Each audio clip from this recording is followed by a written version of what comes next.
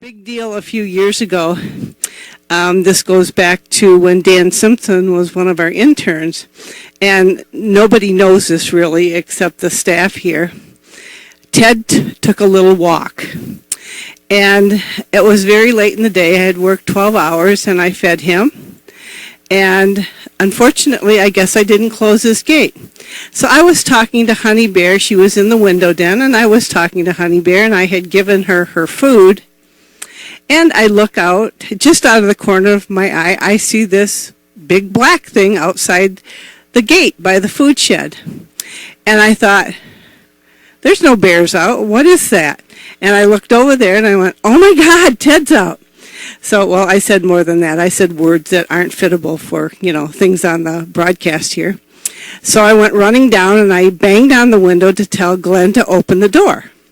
So Glenn went out and he opened the door, and here's Ted just kind of looking around like, wow, I have never seen this area before in my whole life.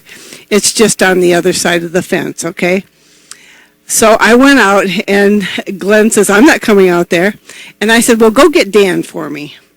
So Dan came out, and then I went into the food shed, and I'm thinking, I have a 595-pound bear sitting outside the food shed, and I did not lock the door. How dumb is that? So I give him a bowl of food, and I quickly close the door and lock it, and now he's in front of me, and I have his food dish.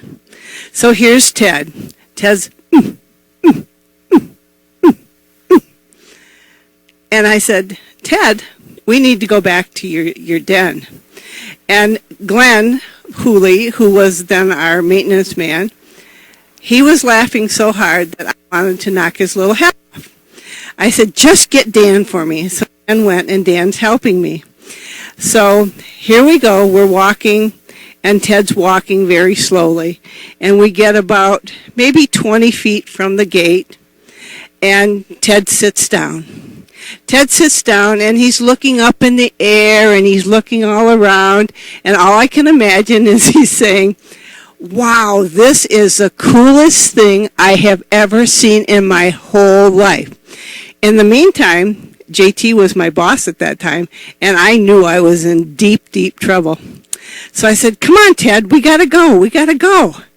So Ted gets back down, and he walks about another 20 feet, sits back down, and now he's sitting up, and he's looking all around again, all around. Well, the food didn't work. And I said, well, Dan, go get me his black bowl. So we got his black bowl, and I took my pouch food, and I dumped all my pouch food into the black bowl. So now Ted says, whoa, this is good. So now Ted's coming full force right at me. Oof, oof, oof, oof, oof. And I'm backing up, and I forget the hose is right behind me, and I'm trying to step carefully over the hose. Ted is like, I just want my treat. I just want my treat. I said, well, we have to go back in. We have to go into the den. We had opened up. We have a double gate, so we can open up a big-time gate.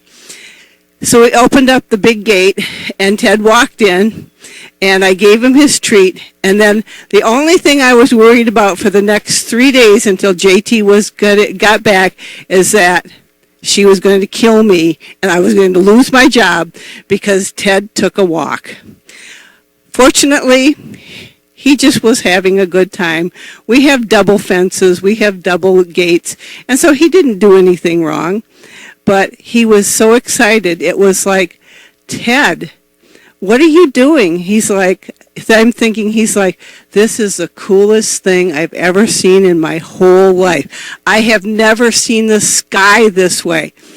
Ted, you're on this side of the fence. It's the same view on the other side of the fence. It couldn't possibly be better on that side of the fence. The sky is so blue. Anyway, that's my little story about Ted. I see we have some folks here that are going to come and rescue me so I don't have to tell any more stories here.